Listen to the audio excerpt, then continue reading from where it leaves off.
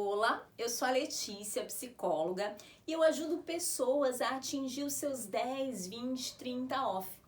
E nesse vídeo de hoje, eu quero te explicar por que a psicologia vai te ajudar a atingir os teus 10, 20, 30 off, desde que você queira emagrecer de forma consciente, de forma definitiva, desde que você queira parar de brigar com a balança e de ficar naquele constante efeito sanfona.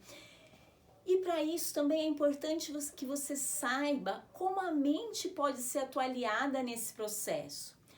Se emagrecer é um desejo, é um objetivo para você e você não tem conseguido atingir esse objetivo, é muito provável que você esteja se sentindo desacreditado. E eu entendo perfeitamente isso, porque a grande maioria das pessoas que nos procuram com esse objetivo de emagrecer, elas chegam até nós se sentindo exatamente assim, desacreditadas de que vão conseguir atingir o seu objetivo, porque já passaram por diversas alternativas antes, já depositaram muitas expectativas nessas tentativas e essas tentativas não resultaram no objetivo que elas desejavam alcançar. E isso faz com que elas se sintam frustradas. Então, a frustração, esse sentimento de frustração, ele está diretamente relacionado às expectativas. Quando a gente estabelece determinadas expectativas e a gente não consegue alcançar aquilo que a gente planejou, a frustração acaba vindo como consequência. E entender esses tipos de mecanismos faz você entender que a mente está intimamente ligada com esse processo de emagrecimento e que as nossas atitudes, elas influenciam diretamente nos nossos resultados, tanto nos positivos, quando a gente consegue aí fazer com que a mente haja ao nosso favor, quando a gente consegue fazer com que ela seja a nossa aliada, como nos resultados negativos, quando a mente passa a agir de forma contrária ao que a gente realmente quer alcançar. E dito isso, é importante então a gente entender que por mais racional que nos pareçam as nossas escolhas, as nossas decisões, elas são diretamente influenciadas e muito influenciadas pelo nosso inconsciente, pelo nosso subconsciente. E quando a gente passa a entender esse mecanismo, o processo de emagrecimento, ele permite que você tenha resultados muito mais conscientes e duradouros. Por outro lado, quando você não entende esse mecanismo, o que acontece é que normalmente você não consegue administrar os pensamentos para que eles ajam ao seu favor, a favor daquele objetivo de emagrecer, a favor daquele desejo de atingir o teu peso ideal. E quando isso não acontece, quando essa administração dos pensamentos não ocorre de uma forma favorável, você acaba favorecendo aí uma relação não bacana com a comida. Isso vai interferir diretamente na tua relação com a comida. E muitas pessoas, elas associam o processo de emagrecimento com dietas extremamente restritivas, com atividade física, com medicamentos para emagrecer e sempre associando isso com sofrimento e muito sofrimento para alcançar o seu objetivo, para alcançar o seu peso desejado. E isso faz com que elas acabem esquecendo de outros fatores muito importantes, que são as suas vontades, os seus sentimentos, as suas emoções, e tudo isso vai refletir nos seus comportamentos. Não tem como a gente dissociar esses fatores, que são as nossas vontades, os nossos sentimentos e as nossas emoções, dissociar isso dos nossos comportamentos. Inclusive, isso está relacionado diretamente ao nosso ato e ao nosso comportamento de comer. Então, muitas vezes, as pessoas elas acabam em momentos estressantes, ansiosos, cansativos, ou mesmo em momentos de tristeza e de estresse, elas acabam relacionando isso com a comida e usando a comida como se fosse um carinho. E o problema é que quando a comida passa a ser constantemente, ter essa relação de afeto, isso acaba trazendo resultados desastrosos para a tua saúde e para a tua estética também. Então, quando você passa constantemente a relacionar momentos de estresse, de cansaço, de tristeza, ou momentos que você se sente muito sozinho ou muito entediado e passa a utilizar a comida para te oferecer esse carinho e esse aconchego para lidar com essas situações, normalmente você busca as comidas que não são comidas saudáveis nesse momento. Você não vai buscar esse carinho e esse afeto em legumes, em verduras, em frutas ou em outros tipos de alimentos mais saudáveis. Normalmente você busca isso em alimentos hipercalóricos, em alimentos muito ricos em açúcares ou em carboidratos simples. E isso porque esses alimentos, eles, como a gente já vem falando em outros conteúdos, eles trazem aquele alívio momentâneo, né? Porque eles elevam lá a nossa serotonina, o hormônio aí do bem-estar, e causam esse alívio momentâneo. Só que o problema é que a partir do momento em que você utiliza sempre esse mecanismo, esse afeto que você busca na comida vai te trazendo consequências e podem te trazer consequências gradativamente piores ao longo do tempo, né? E por isso que surgem muitas comorbidades associadas ao sobrepeso e à obesidade, como é a diabetes, como é a hipertensão, como são alguns problemas cardíacos, né? Surgem também, a gente vê muito nas clientes que nos procuram, que já estão na obesidade ou no sobrepeso, se queixarem com relação a dores nas costas, a dores nas articulações, no joelho, e tudo isso é ocasionado por essa sobrecarga de peso. E sem contar também que esses efeitos, eles refletem diretamente também na nossa parte estética, né?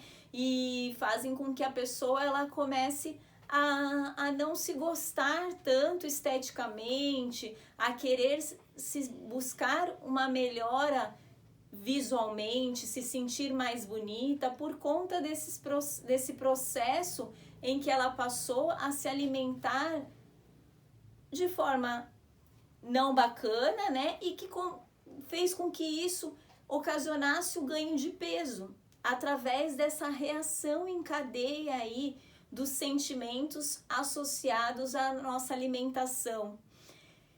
Então, antes, a gente às vezes não percebe, né? Geralmente a gente não percebe isso, mas sempre existem pensamentos que antecedem o nosso ato de comer ou precedem o nosso ato de comer. O que eu quero dizer com isso? Que sempre antes da gente comer vão existir pensamentos, e assim como depois, quando a gente já comeu aquele determinado alimento que de repente não era o que a gente deveria comer, também vão surgir pensamentos. Só que a gente precisa aprender a identificar esses tipos de pensamentos para saber lidar com ele, para a gente ter consciência de fato de como esses mecanismos ocorrem. Então, como é que esses pensamentos podem interferir no teu processo de emagrecimento? Vou citar 3 tipos de pensamentos que podem interferir diretamente no teu processo de emagrecimento. Um deles é aquele pensamento que te incentiva a comer de forma exagerada ou que te incentiva a comer alguma coisa que você não deveria comer. Então, esse tipo de pensamento é como se fosse um pensamento que te desse uma permissão para você ter esse tipo de alimentação fora do que seria o ideal para o teu objetivo, que é emagrecer. Depois existe um outro tipo de pensamento que ele ocorre após o teu ato de comer. Então, quer dizer, depois que você comeu lá de forma exagerada, ou comeu algo que não deveria comer, ou subiu na balança e viu que os resultados não eram favoráveis, você não teve resultados positivos lá como você esperava na balança, vem aquele pensamento de minar a tua autoconfiança. E o que seria isso?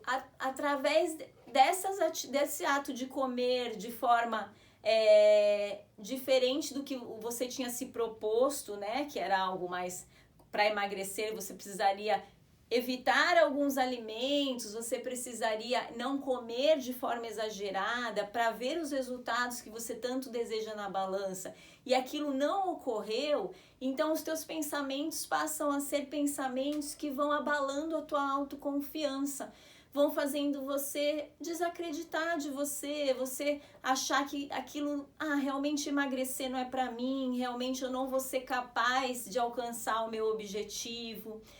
E um outro tipo de pensamento, aí esse terceiro pensamento que eu quero citar hoje, é aquele que te autoriza a desconsiderar o que a profissional que está te acompanhando te orientou, né? Então, ou seja, aquele pensamento que fala assim, realmente eu sei que a Nutri me orientou dessa maneira, mas, sabe, não vai ter problema se eu não seguir as orientações dela agora.